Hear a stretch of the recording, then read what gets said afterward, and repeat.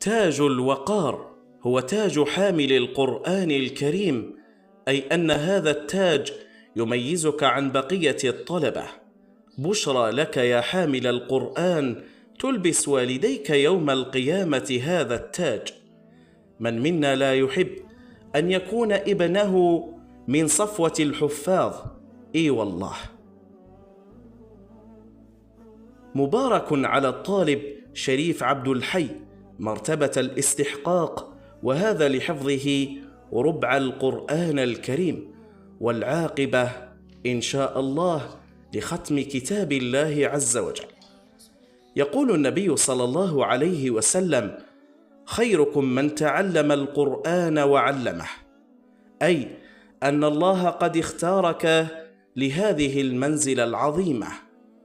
ولقد أرسلنا موسى بآياتنا وسلطان مبين إلى فرعون وهامان وقارون وقالوا ساحر كذاب، فلما جاءهم بالحق من عندنا قالوا اقتلوا أبناء الذين آمنوا معه واستحيوا نساءهم وما كيد الكافرين إلا في ضلال. فقال فرعون ذروني أقتل موسى وليدعو ربه إني أخاف أن يبدل دينكم أو أن يظهر في الأرض الفساد.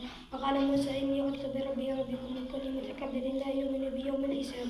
وقال رجل مؤمن من آل فرعون يكتم إيمانه: تقتلون رجلا أن يقول ربي الله وقد جاءكم بالبينة من ربكم، وإن يكن كاذبا فعليه كذبه، وإن يكن صادقا يصبكم بعض الذي يعدكم به، إن الله لا يهدي من هو مسرف كذاب. يا قوم لكم الملك اليوم ظاهرين في الأرض. الله أولا، الحمد لله دائما، الحمد لله حتى يبلغ الحمد منتهاه. لله ورحمته اليوم وصل الطالب شريف عبد الحي إلى الحزب 15، يحفظه إن شاء الله وليجعله إن شاء الله ذخرا لوالديك.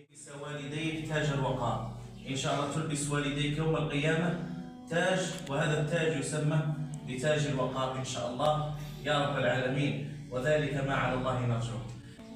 اليوم وفقني ربي نجيب حزب 15. الحمد لله. نشكر الشيخ عطاش ساعدني بأن نلحق الحزب 15. السلام عليكم. ربي يحفظك إن شاء الله. هذا يعني أحد النماذج يعني الذين يدرسون عندنا الحمد لله. ف